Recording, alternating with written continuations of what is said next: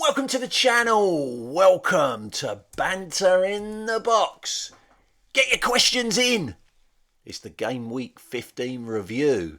3 managers went into the transfer market this week, including last season's manager of the season, 11 Cox manager Simon Hoxby, who spent £5 million of his £15 million winnings last season to purchase an Oit His Mind tactical gambit, which allowed him to buy a player who already belonged to another family fantasy football league team. And it didn't cost him a penny of his available transfer budget because he was last season's manager of the season and won £15 million of free tactical gambits.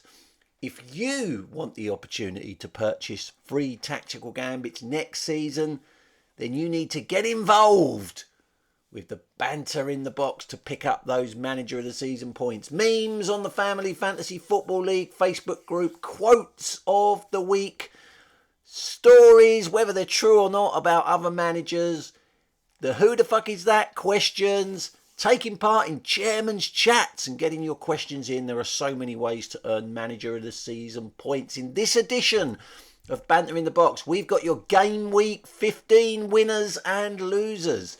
4 winners who all pick up a manager of the season point, and 4 losers who, where they had them, all lose a manager of the season point. We've got a quote of the week, chairman's chats, where are your questions, and a manager of the season update. Did anyone get those 2 manager of the season points for last week's Who the Fuck Is That? All be revealed. Your Game Week 15 winners. Take a bow. No fucking chance. FC manager Angela Addis climbed a place to the heady heights of 26th in the league table, the highest Angela has been since Game Week 7.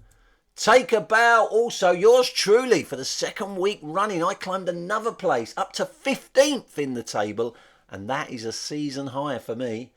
Take a bow also, Clockhouse Rangers manager, great Uncle George Moody. He climbed 2 places up to 11th in the table, which made him the biggest climbers in Game Week 15, and that's the highest George has been since Game Week 5. But for the 2nd week running, the biggest Game Week winner, take a bow, I've Got a Life manager Mops Hoxby, climbed another place up to 3rd in the table in the prize money positions with a 2nd weekly win of the season, scoring 50 points.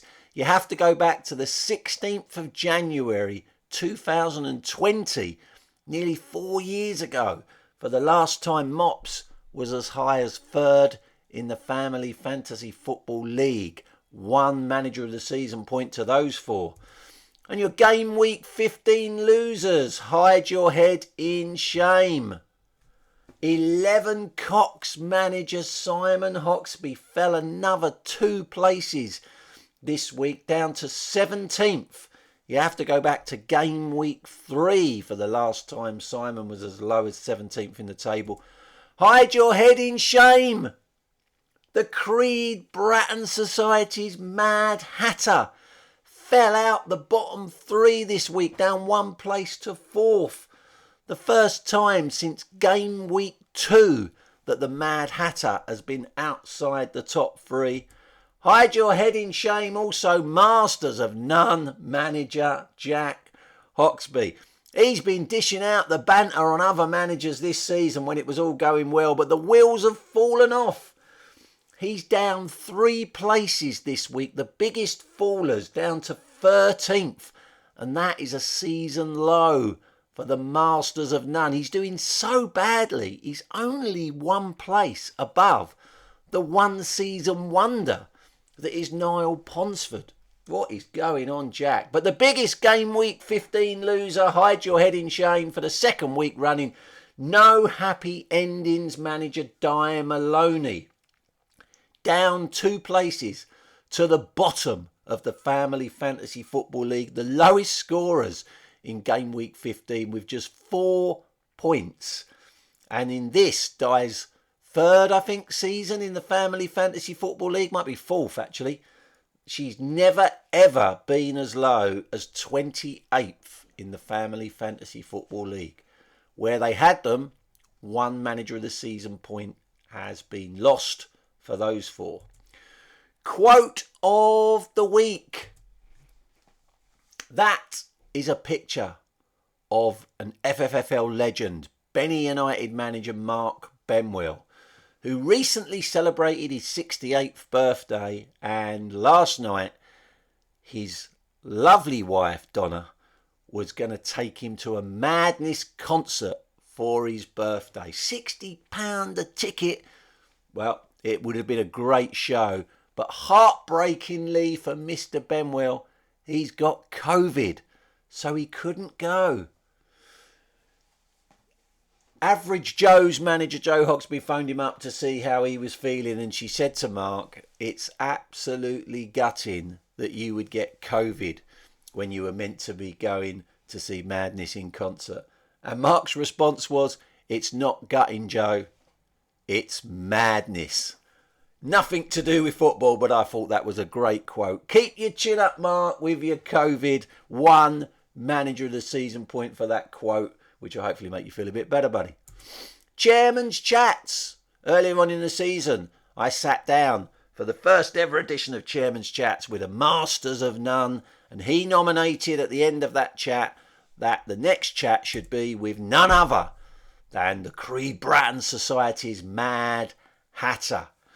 I'll be reaching out to the Mad Hatter to set up to align our schedules so we can sit down and have a chat. But I need your questions. Only 2 managers have sent me questions so far. Just to explain how this works, you need to email me the question that you want me to ask the Mad Hatter. You need to email me with the subject heading Chairman's Chats.